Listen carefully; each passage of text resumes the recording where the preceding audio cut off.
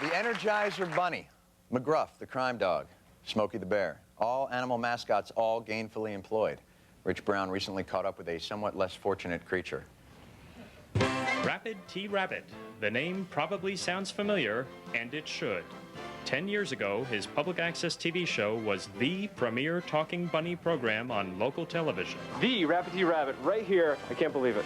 It's my life's work. It's what makes me unique among both my family and my friends. As with all 6-foot talking rabbit public access TV stars, there is a human inside, a human named Richard Concepcion. How does Rapid T Rabbit sound? Well, I kind of talk like this, and I try to be a punny bunny. Yeah, that's how I sound, yeah. What started as just a childhood fantasy would launch a legendary career. It all began for you with Sesame Street. Yes, I was a big fan of Sesame Street. I thought it was fascinating. How old were you? 3, 4, 5? No, later. 15. I wrote a fan letter to Big Bird at the age of 15, which he answered. With friends in high places, it was only a matter of time before he got his big break, an appearance on the NBC morning hit, The Today Show. But his first national performance would also be his last. I was like trying to sneak into the shop there, and like I tried doing a little hop in the air, but I snapped my tendon in my left knee here, and I hit the ground and almost knocked our worker off the ladder. And it was not the way I had wanted to do it, but I was seen all over the country when that happened.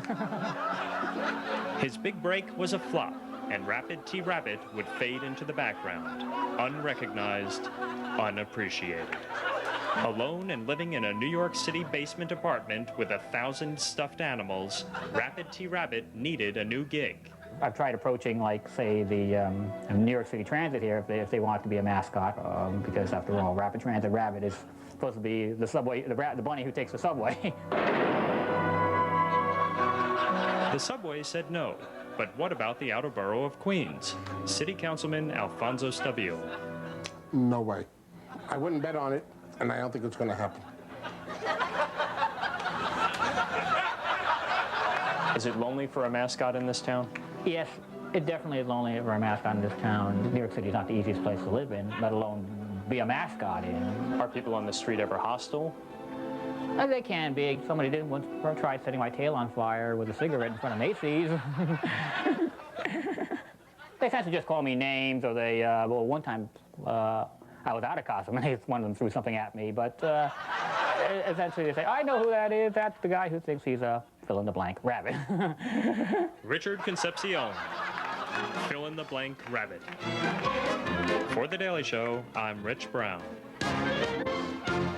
Thank you, Rich. Good luck, Rapid T. We'll be right back with Donnie and Marie.